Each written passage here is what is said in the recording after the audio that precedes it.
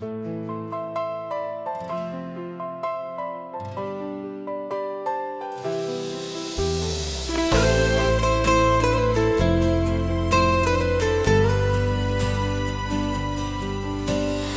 chiếc cha liêu thẹt ăn thu thùng khu nhất chính ai ai nhung cô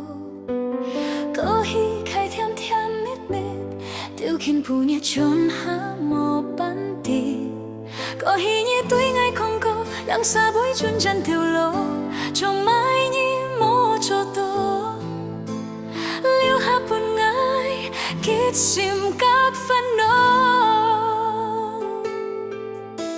trong hè không thô một tràn phấn trong mai liếng xa bối héo nhị tô ngài hắn kia tết ăn chín chu nhị không chun chân nỗi ngài ôi thiếu lũ lô ngài thằng tôi chín chín phone hi nhị hắn cũng ôi ngài thiếu si kinh ha bối biến thế thì nhị che ăn nhung lý khôi chữ thế thì ngày kia thầy thái sang muốn chơi chiếu muốn thi son lối ngài chiếu mà khai cho chiếu chân phần bôi mô cát cô hẹn hè tuổi nhị ngã cứu hồ cha hẹn ngã chi ngã cứu tô ngài cha chỉ kín chân lưng cho tư truy hồ tàn hé ngài chín mô xuống tô nhị bôi cầm tuổi ngài nhung cho mai nhị bôi hồn ngài an mô ngã ngã nhung phút nhị phiền sim thung mô nai hồ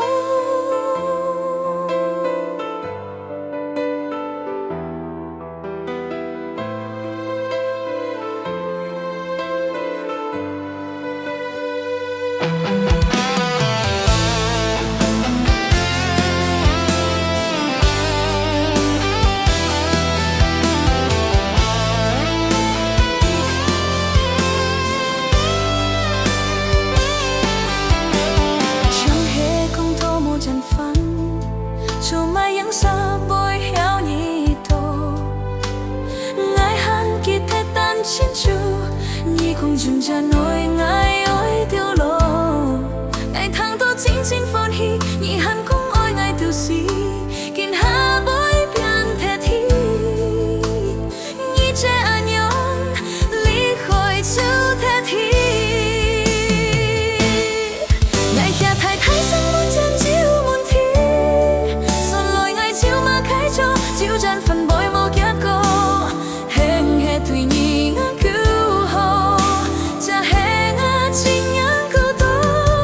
ngài cha chỉ kín chân lưng cho tư truy hồ tàn hé ngài chính mô xuống tô nhị bôi cầm tuổi ngài nhung cho mai nhị bôi hồn ngài an mô ngã ngã nhung phút nhị phiền sim thung mô nai hồ ngài kia thầy thái sang muốn chết chiếu muốn thi son lối ngài chiếu mà khai cho chiếu chân phần bối mô kiết cô hẹn hè tuổi nhị ngân cứu hồ cha hẹn ngã chi ngã